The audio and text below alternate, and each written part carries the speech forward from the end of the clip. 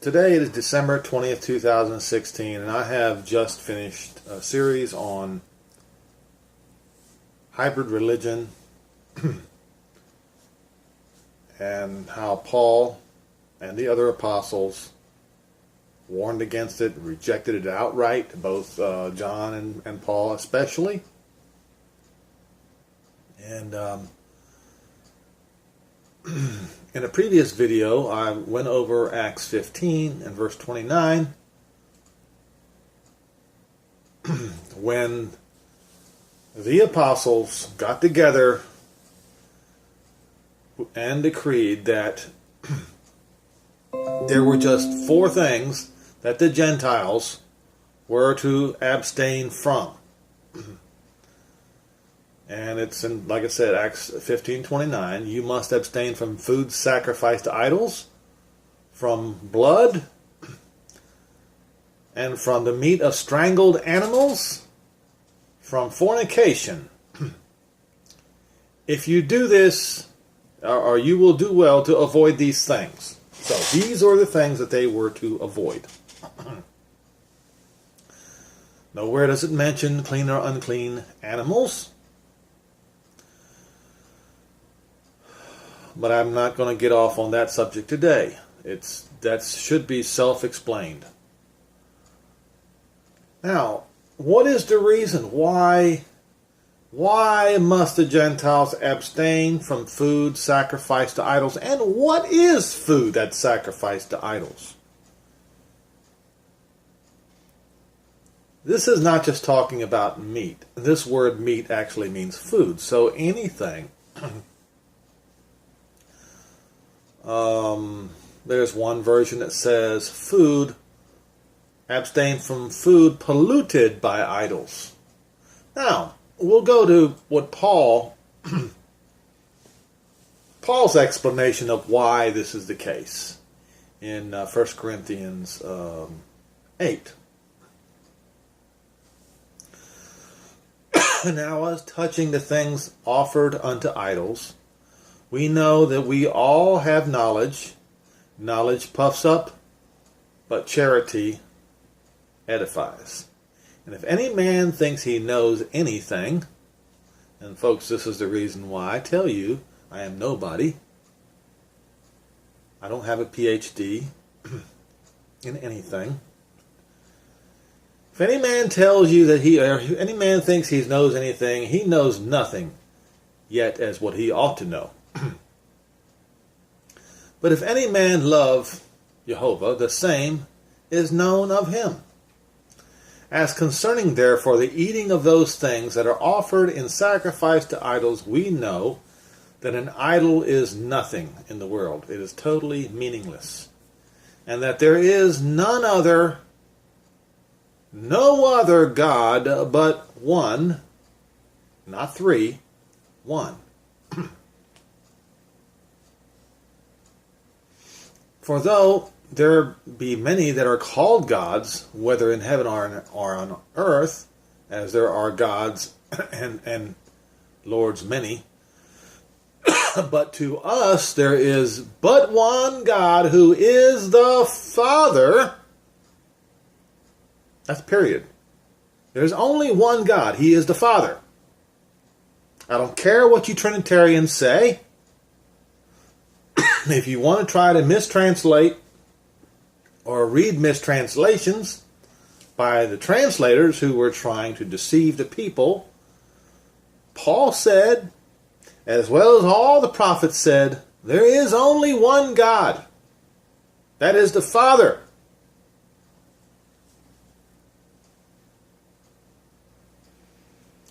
Of. The word of is 1537 in the Strong's Concordance, ek, means from out of. That means everything came out of the Father. Everything. Everything? Everything. The Holy Spirit comes out of the body of the Father. Yeshua, Messiah, came out of the body of the Father. Heaven and earth came out of the Father. Let us be clear. That word of actually means came from out of. There is but one God who is the Father. From out of are all things.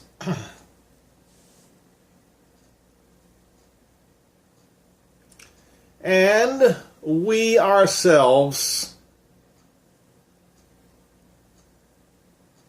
into him. Now, we have one master. That word is kurios. In the Greek, Strong's Concordance 2962, it means master. So we have one God who is the Father, and we have one master who is Yeshua Messiah. On the account of, you see, let's make sure we understand these words so we don't mistranslate. By is dia in the Greek, 1223 in Strong's Concordance, and it says through or on the account of, because of.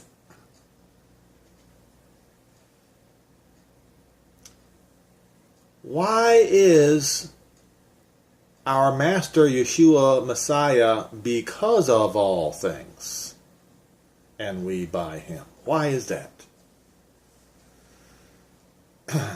If Adam had not sinned, there would have been no need for a second Adam. But because Adam sinned, there was a need for the Messiah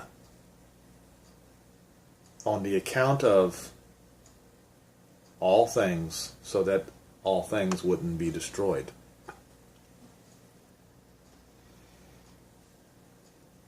Verse 7, howbeit there is not in every man that knowledge, for some with conscience of the idol, unto this hour, no matter what they do, if they eat meat that is offered to an idol, they will consider it a thing offered to an idol. They cannot get it out of their conscience. And their conscience being weak is defiled. But meat commended us not to God, for neither, if we eat, are we the better. Neither, if we eat not, are we the worse. So, eating meat doesn't make you better, and not eating meat doesn't make you worse. But take heed, lest by any means this liberty of yours become a stumbling block to them that are weak. For if any man see you, which have knowledge, sit at meat in the idol's temple, shall not the conscience of him which is weak be emboldened to eat things which are offered unto idols? And through your knowledge, shall the weak brother perish for whom Messiah died? But when you sin so against the brethren, and wound their weak conscience, you sin against the Messiah. And that is the reason why you don't eat meat or food sacrificed to idols. Period.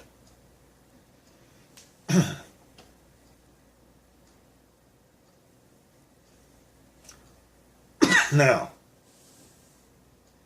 back in those days, when he talked about meat being sacrificed to idols, it was literally meat. This is what was done. This is,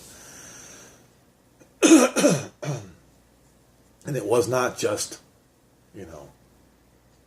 hot cross buns or things made in the image of idols, like Santa Claus and all that. But those things are done in idolatry too. And for the same reason, you should not eat those things. So he goes and says, "Wherefore, if meat makes my brother to offend, I will eat no flesh while the world stands, lest I make my brother to offend." So in other words, one who understands needs to set an example so that those that are weak are not caused to stumble. So the point of this chapter is, even though your conscience might not bother you, you wouldn't even think twice, because idols mean nothing to you. You don't eat food sacrificed to idols, otherwise you may cause your brother to stumble.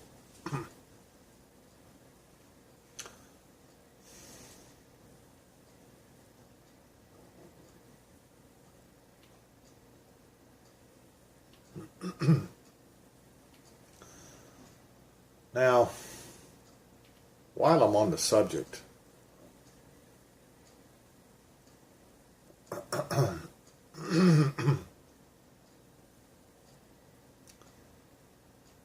gotta make sure that I don't lose my spot here. I have to re-find it again. I want everybody to understand that people need to be careful about using the term. Now, we've already covered this about Paul talking about there is only one God, and that is the Father. There is no other God. There is absolutely no other God. 1 Corinthians 15 and verse 21. And to declare that there is another God besides him,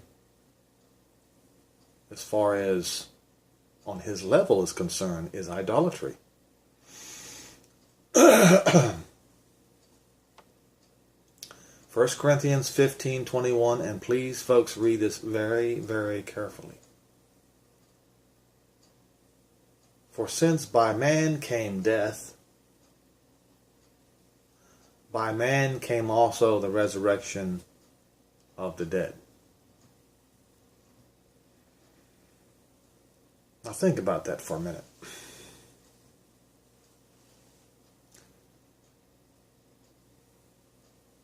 A man had to undo what another man did.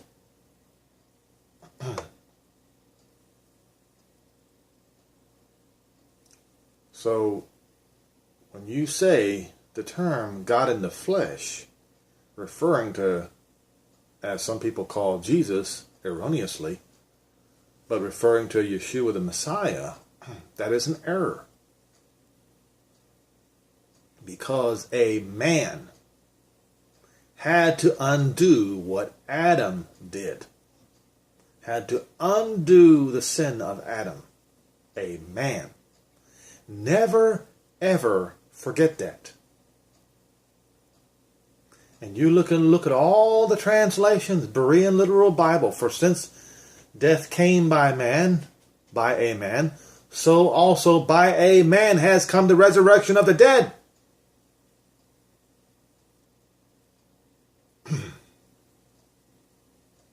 Now the disciples themselves, the apostles themselves, they had the power to raise people from the dead. It was given to them, and they were yet men.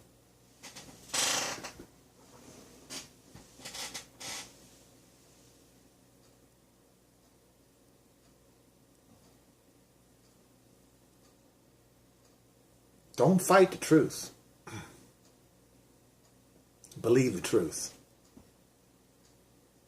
Don't let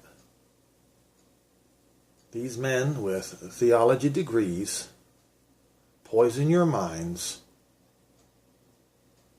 and take your crown away from you. Study your own Bible. Don't run with the crowd. Remember, enter into the narrow gate. Don't run with the crowd. Why? Because wide is the gate that it leads to destruction, and many people who enter into that wide gate. So when you see, I don't know, nearly 1 billion Catholics, you know they've entered the wide gate. The largest religions in the world today have entered into the wide gate, not into the narrow gate.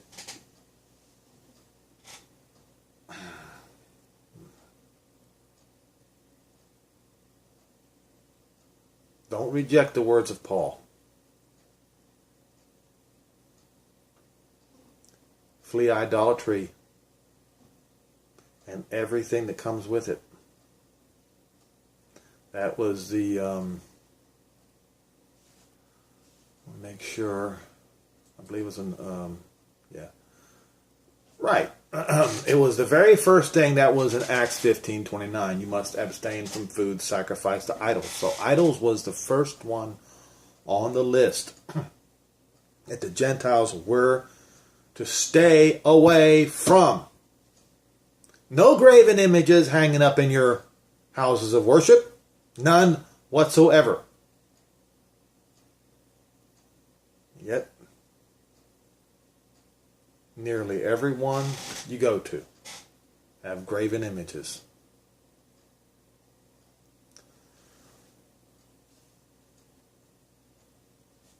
You don't want to be alone? As I said before, the old world, how many millions, perhaps billions of people on the earth, and only Noah, his wife, and 6 others were spared. Sodom and Gomorrah, Lot and only his 2 daughters were spared.